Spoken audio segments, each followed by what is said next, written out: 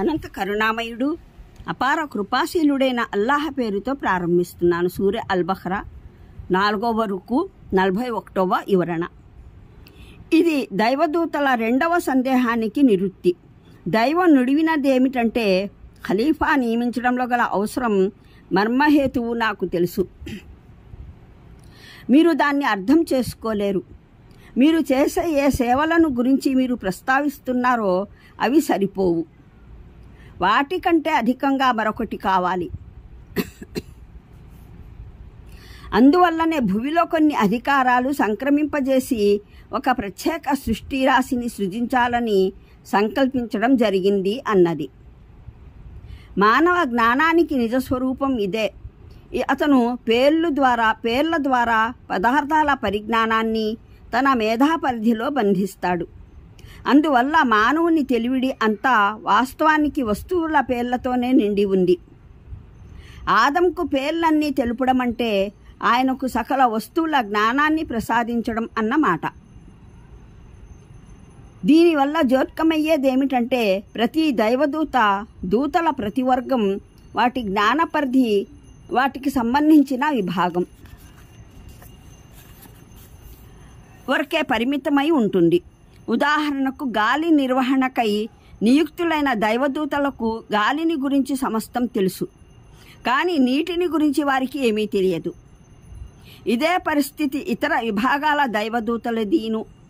మనిషికి దీనికి భిన్నంగా సమగ్ర జ్ఞానం ఇవ్వడం జరిగింది. ఒక్కొక్క విభాగం గురించి ఆ విభాగానికి చెందిన దైవదూతకు తెలిసిన సవివరమైన జ్ఞానం కన్నా మానవునికి తెలిసింది తక్కువే. అయినా మొత్తం మీద మానవ జ్ఞానానికి ప్రసాదించబడిన సమగ్రత దైవదూతలకు ప్రాప్తం కాలేదు. ఈ ప్రదర్శన దైవదూతల మొదటి సందేహానికి సమాధానం. ఈ విధంగా అల్లాహ్ వారికి తెలిపాడు, నేను ఆదంకు కేవలం అధికారాలే ఇవ్వడం లేదు, జ్ఞానాన్ని ఇస్తున్నాను. ఇతని నియామకం వల్ల కల్లోలం చెలరేగుతుందని మీకు కలిగిన సంశయం ఈ వ్యవహారానికి సంబంధించిన ఒక కోణం మాత్రమే. 2వ కోణం సంస్కరణకు సంబంధించింది. అది కల్లోలపు కోణం కంటే అధిక ప్రాధాన్యం, ఇతోధిక విలువ కలది. స్వల్పమైన చెడుకు కారణంగా అధికమైన మంచిని ఉపేక్షించడం విఘ్నత గలవారి విధానం కాదు. దీని భావం ఏమిటంటే, భూమి దానికి సంబంధించిన విశ్వ విభాగంలో ఎందరైతే దైవదూతలు నియమితులై ఉన్నారో వారిని అందరినీ మానవునికి విధేయులయ్యేలా, లొంగిపోయేలా ఆజ్ఞాపించడం జరిగింది. ఆ ప్రాంతంలో అల్లాహ్ ఆదేశం మేరకు మానవుడు ఖలీఫాగా నియమించబడటం చేత ఈ ఫర్మానా విడుదల అయ్యింది. మేము ప్రసాదిస్తున్న అధికారాలను మనిషి ఏ పనిలోనైనా సరే, అది సరైనదైనా కాకపోయినా వినియోగించుకోదలిస్తే మేము మా నిర్ణయం ప్రకారం అతనికి అలా చేసుకోగలిగే అవకాశాన్ని కల్పిస్తున్నాము.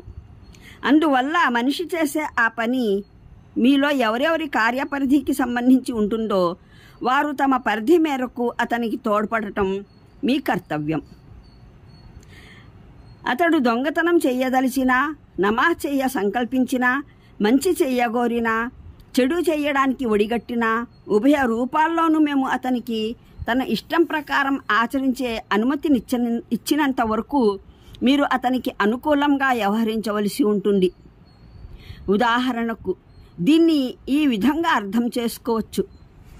ఒక పరిపాలకుడు ఒక వ్యక్తిని తన దేశంలో ఓ ప్రాంతానికి అధికారిగా నియమించినప్పుడు ఆ ప్రాంతంలో పనిచేసే ప్రభుత్వోద్యోగులందరూ ఆ అధికారికి విధేయత పాటించడం వారి విధి.